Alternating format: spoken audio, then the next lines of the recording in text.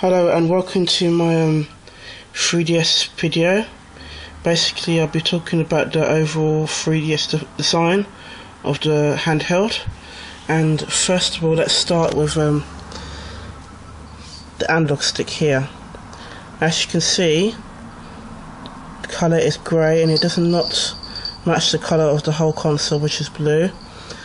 The overall quality of the analog stick is not very sorry, turn that down, but not very good compared to, like, say for instance the PSP analog stick, which is a bit more quality built, and even the PSP has a colour matching analog stick, so I don't know where Nintendo went with the analog stick, to be honest.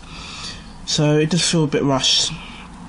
Okay, the next thing I would like to talk about is the select, home and start keys. Now, I don't know why Nintendo chose to put all these buttons in the middle of the 3DS, because on the DSi and DSi XL the buttons are here and here and here.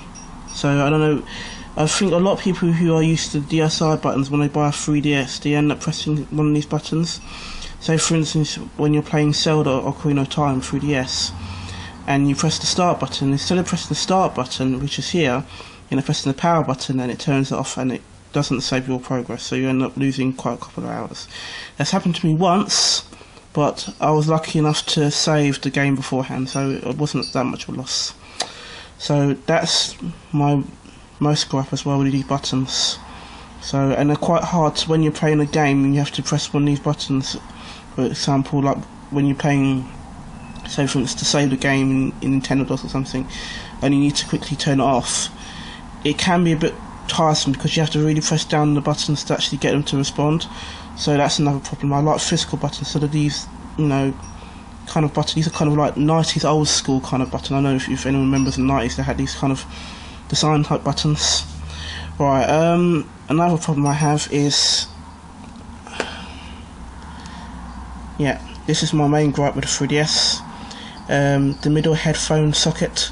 Now, I don't know why Nintendo decided to put this headphone socket in the middle, because say for instance you've got a headphone like I have right here and you put it inside here. Now imagine trying to put that into your jean pocket. I don't think it would be possible, because look at the way it sticks out. It really is a bad design flaw. Like for instance, my iPod Touch has the headphone socket at the bottom.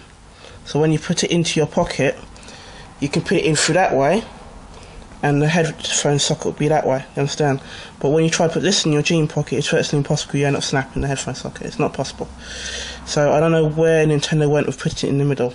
So it's supposed to be a portable device, and I don't think you can really take your headphones and the 3DS with you if it's sticking out like that. So that's one really major design flaw that they should have thought about when they finalised the design of the console.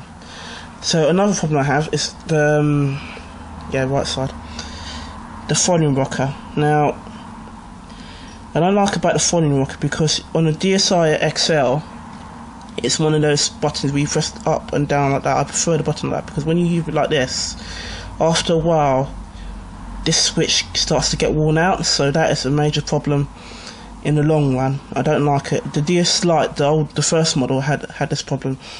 And I really don't like how they've gone back to this. It's a really, you know, rushed attempt of putting this there. I don't know why they've done that. So that's another feature I don't like about it. Another problem I have is obviously the shiny top part, complete fingerprint magnet. I like the DSi XL, DSi XL and DSi because it's got the mat on it, and when you touch it, you can touch it all you want, and you don't have to keep cleaning the top part, which is really, really annoying. I don't know why they went for the shiny part again. I'll show you from the top part here. It's a embarrassing 0.3 megapixel camera.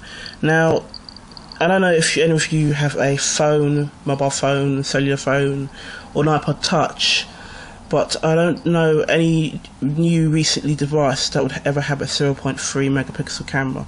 What can you do with a camera like that? I know it's a 3D advanced camera, but it really doesn't need to be 0.3 megahertz, whatever it's called. Nintendo needs to really think about people that usually would want to. That's a good point, because this is supposed to be a handheld console. You're taking this out of you, and you want to take pictures for you. You don't have a mobile phone or Apple Touch in you, and you want to take pictures. You're going to be stuck with this device, and the quality is not great at all for outside pictures, let alone for very dark conditions. You can't take anything with this camera. It's got no flash at all, so you've got that problem as well. So the camera is going to be really pixelated. I don't know if you can show it there. You can see from there. It's not a very good camera at all, so I wouldn't really rely on it to take YouTube videos or anything else for that matter. And even for personal photos, like I've got pictures of my cat or friends that I have, I'll take pictures of them, but I wouldn't use it for professional use. That's really my gripe with the camera. So I've got some photos in here, but these are, well, it's updating at the moment, so I'll update it. See, I've got some photos on here of like my dogs from Nintendo Dogs. Turn the 3D down. And but these are in-game pictures. They're not actual, real life pictures. These are my real pictures here. You can see that's my cat messing about. You see, you can see how it's very dotty. It's not really fine. Like if you get a HD camera, and you see you don't get this distortion at all in low light conditions at all.